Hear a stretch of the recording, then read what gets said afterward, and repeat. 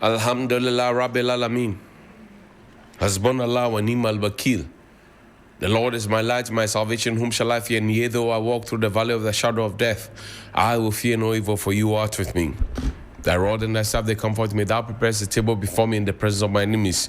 You anoint my head with oil, my cup runneth over. And surely goodness and mercy shall follow me all the days of my life. And I will dwell in the house of the Lord forever and ever. Amen. Assalamu alaikum. It's Friday. Welcome to Johnny's Bites. It's the 22nd of August 2025. And big thanks to all our Muslims, and we wish them Jummah Mubarak. And we pray that Allah who himself will respond to them, to their prayers. Now, let me begin this conversation by also connecting with you and saying thank you to Sonar Fashions in Tamale at 0246 590162. That's 0246 590162. And to begin the conversation by thanking all of our good friends who share moments to put out our details out there and to share our content. We appreciate you. Also, big thanks to Major Aban of the FPR. Good morning to you, Major. We are grateful that you tune in every morning. Thank you so much indeed. Now, let's begin. The National Health Insurance Authority has been able to pay some amount and asking for hospitals that came to demand for monies that were not deserved to come and repay them. This is Dr. Bampo. Says an audit sanctioned by the NHIA CEO, Dr. Victor Bampo, Victor Asare Bampo, orders Akim Oda Hospital to refund 312,413 Ghana cedis over fraudulent claims. Now, you ask yourself, why does a hospital demand or think to come and steal from the government some 312,413 Ghana cedis? And Dr. Bampo, as very diligent and excellent as he is, will find that and say, come and pay back the monies.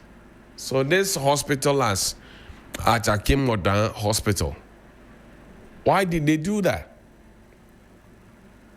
Why did they do that? Why did they do that? Why? It's a question to be asked. Why did they do that? Beyond refunding, should they not be held for trying to steal from the country? Why did they do that? Why? Why did they do that? Why? And the people there should be bowing down their heads in shame. I told you about a Ghana Revenue Authority officer who took money from somebody he says that I will help you to get recruitment or enlistment into the Ghana Revenue Authority, and he has not done that. I called him. He said, oh, we'll pay back on Friday, blah, blah, blah. I will put his picture and his video up in good time. I will put his picture and his video up and his service number up. And for all those who are determined that we don't want to go home and we want to stay on, I will put their videos and picture up. The name of the immigration officer is Seth Boatri, and I'll put his name and his photo up next week. I called him out of respect, and I said, I don't want to do this. You're a young man like me. But you are stealing from people and giving them false hope. Seth Boatri, Ghana Revenue Authority. Ghana Revenue Authority, Seth Boatri. I'll put your photo and put your service number and put you up in uniform up on this screen. I will do it. Seth Boatri, I called you 5 times yesterday. You didn't pick up the phone. Put the NHIS photo there. And I would expect that Dr. Bampo, all the people who stole from Dr. Bampo and the service would actually be dealing with them. We'll be dealing with them. There's another photo screen. Look, something happened at the Ridge Hospital. People are not happy about it. And I say, if indeed somebody was assaulted, crime does not expire. Deal with the people who did the crime, who committed the crime. Deal with them. Now put out the health minister's address to the press and the nation. It says, for any complaints, health service delivery, please contact the complaints desk at your health facility. Alternatively, you may reach the Ministry of Health through the following channels: 020-668-7882. That's 020-688-7882 or 020-688-7884. Complaints or via email at complaints@moh.gov.gh. Kwabena Mintakano is the Minister for Health. He's also the MP for Dwaboso. Keep that on. Let people be able to find the numbers. Find me Mutala's video. Comrade Mutala's video. And let's wrap up with that. I won't be long today, because today I'm very, very angry that people want to take from the state what they have not earned. And people want to take, I keep telling all of you, please, that you do not have to pay monies to people to get recruitment either into the police or the military or fire service or immigration or whatever it is. They don't have the capacity to do. Mr. Boatri now has duped somebody. He promised to pay the money. He has not paid it. I will put his picture and his videos up here. He thinks I'm joking. I'll put his pictures and his videos. Play the video. If you are an MP, wallahi, and you take a dime on that constituency and chop it, on the day of judgment, you will account to the people. You will. And that is one thing many politicians are not aware of. If you take a dime that belongs to the state or the constituency, on the day of judgment, you will account to every single individual who lives in that country or who lives in that constituency. Will you be able to justify this in the sight of Allah? Will you be able to do that? The challenges confronting us in this country is corruption. The challenges. I'm not a saint, but at least you do your possible best to avoid it. I don't have money. What I have, what I get is my salary. And wallahi, not a dime of Tamale Central has ever touched my tongue or bought a book for my son or my daughter, because I know that I will account for it. And our society today, if you don't have money, you have no value in our society. The moment you are given appointment, your family thinks that their lives have changed. The moment you have a small opportunity, people think that you must provide. If you don't have, they disrespect you. And that has pushed several politicians to engage in corruption. That pushed people. And I am particularly worried. I am worried for myself as a Muslim. And I'm worried because which have I spent that I didn't need to spend? Which have I spent inadvertently or unknowingly that I shall account for it? That should be a profound worry. That should be a worry to everybody. But we don't seem to care. They don't respect you. Even your colleagues won't value you because they think that you don't have the money they have in this country. There are politicians who could not even rent a room. And then they are busy putting up skyscrapers. Haven't they been told about the death of other politicians? Haven't they been told that there are politicians who had it all and they are no more? That is something that is profound heavy on me. Don't get me wrong. I'm not trying to play saint.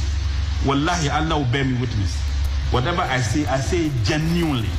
Sunrise on 3FM, the best in the morning. President Rawlings had unlimited power. He's gone. President Kufuor came, had power. He's gone. President Mills came Unfortunately, by Allah's will, he's gone. President Mahama came, he's gone. Dr. Baumia came, he's going in 2024. Everybody will go. If you are an MP, wallahi, and you take a dime on that constituency and chop it, on the day of judgment, you will account to the people. Rest in peace to my good brother and friend, Alhaji, Comrade, Dr. Honorable Murtala Muhammad. Now, by popular request, I'll bring you this bridge again and just let you know that we spoke about it 7 years ago. Somebody thinks it is important to work on it, just like the Nima Gata. And in the coming days, I'll show you a lot of these documentaries that I did back in the day as a younger journalist. Play. We told you about the Breaking Bridge, that documentary that's coming to you from Asylum Down here in Accra. Take a quick look at this and let's have a conversation thereafter. She used to be slender, elegant, and graceful, but maybe not anymore. The Asylum Down Bridge sits at the epicenter of the beautiful city of Accra, with the Ring Road Central Sunrise on 3FM, the and best some traders in the morning. as her closest neighbors. Within the Asylum Down North Ridge electoral area in the Greater Accra region. The bridge serves thousands of regular and new users, mainly respectable citizens of Ghana and the working class, drawn largely from among the lively, low, and bubbly. But despite her central importance, she has been left to break apart silently, piece by piece, and her total collapse may come sooner than expected, perhaps with a lifelong traumatizing and devastating effect. At 53, she continues to serve regardless of the wear and tear. Conspicuously, the Asylum Down Bridge appears stressed and broken-hearted, and her users share in her sentiments as well. The storm drain over which she stands cannot support its own seams. Rather, filth and silt have taken center stage, singing their own chorus with the flamingos in the disheartening affairs of the Asylum Down gutter. A typical case of a troubled bridge over dirty waters. Things have fallen apart and the center can no longer hold. But mustn't she be congratulated and immediately replaced for all these years of hard labor and disrepair? A neighboring bridge has broken down and its remnants continue to lie in the gutter for as long as the authorities permit. The Community Connect team was told that the 1995 floods weakened it and the June 3, 2015 disaster was the last straw that broke the camel's back. Is this another subject for our maintenance and safety culture? The traders on the sidelines, the collapsing Asylum Down Bridge, have their own fears too, but they don't want to be heard on tape. Have they become used to the danger? Are they fed up with the long, winding maze of bureaucracy? Or have they complained so many times already that repeating themselves can make them sound like a broken record? The 50 years plus bridge has extensive cracks that efficiently exposes the iron rods meant to be concealed in the concrete. One can feel it tremble while treading on it. Even the ramp, designed and reserved for persons with disability, is not spared. Half of the cement screening is gone. Where? No one knows. It is obvious that the Asylum Down footbridge needs urgent attention. But do the authorities realize this too? Here is Mr. Ebo Mensah. He is the assembly member for the Asylum Down North Ridge electoral area. I'm saying that people are not happy. I'm not so happy because day in and day out, when the crowds get formed, You get scared because definitely when it rains, your attention will be drawn. Look at that tree, for example. Sunrise on 3FM, the best in the morning. Raised concerns that it could fall off and fall on the electric wire and cause mayhem. Yes, it's true. Even you shouldn't think of this pole. There's 11,000 kV, 11,000 volts cable under the tree. So definitely when it falls, definitely it can cause havoc. What are we doing about it? This has been here for some time. I've reported this thing to ECG. They are aware. They are coming to work on it. As far as I'm concerned, I've reported this thing many times to the assembly, the city authorities. And you see, as I said, the assembly can do its part, but the rest lies on the government. It is a policy that the government had to come in. Are you helpless in this situation? I'm not helpless. I'm not helpless when it comes to this. I'm not helpless. We are doing our best to save the situation. But where it got into, I think the bigger people had to come in to survey the issue. Sometimes the bureaucracy are not necessary. It's unnecessary. Sometimes we need immediate reaction. There are some things we had to take serious approach to it before this bureaucracies. We can pull it down and sublet it to a contractor for him to do. Once the contractor is doing, we may sit around the table and find out this is the proper sole sourcing we are talking about. This should be the sole sourcing. If I have my way, I will declare this area a state of emergency. So you can see, just check under the bridge. You could see that the pallets are almost gone. So the next rain, that should tell you, my concern is it may rain in the afternoon whilst people are crossing.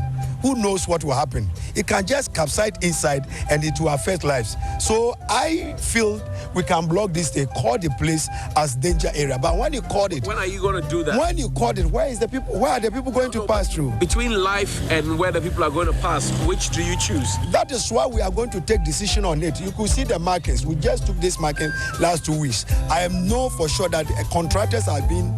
They are discussing on it. Coordinate offense. That is to me, this place to be corded off. So take the decision. You have it. Take it. I can't take it uniquely. We should sit at the committee to come out with the reason why I feel.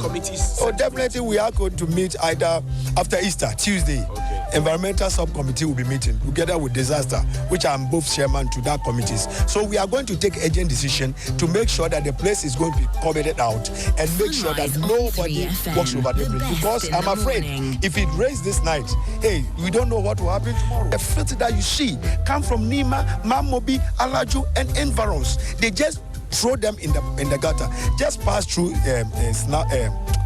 Beyonce School up to Mamobi. Go and see heaps, fridges, containers. They are refuge from their homes. They pile out at the messes of the gutter, thinking the crowds will form. They will just throw it in. One day I took this upon myself and my team. We went there. We were nearly lynched. Because who asked us to come to that far to control them? Don't they have the assembly members? Ivy is a resident at Asylum Down.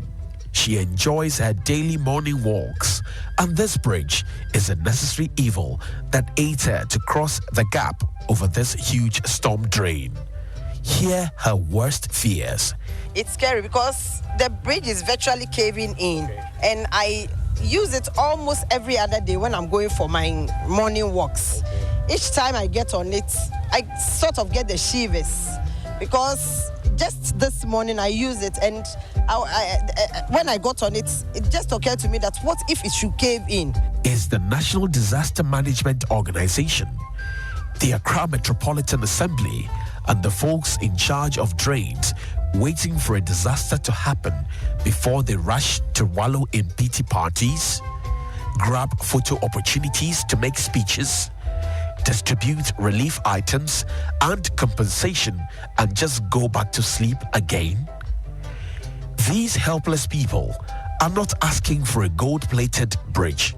They are demanding safety and care to keep them outside the domain of fear. For workers like Agnes, who commute from one side to the other, the disheartening state of affairs, characterized by the foundation of the pillars that have been washed away, paints a scary, near-gory picture in her subconscious mind. Anytime I walk on this bridge, I don't feel safe because I feel anything can happen at any time. looking at the way it's very risky. It's very risky, and I think the government should, or whoever is responsible for this, should really take a second look at this. There's a contractor that is back on the road, and I have a good compatriot, Eric Marinek Beta, who will be running with me this day on Sunrise on 3FM 92.7.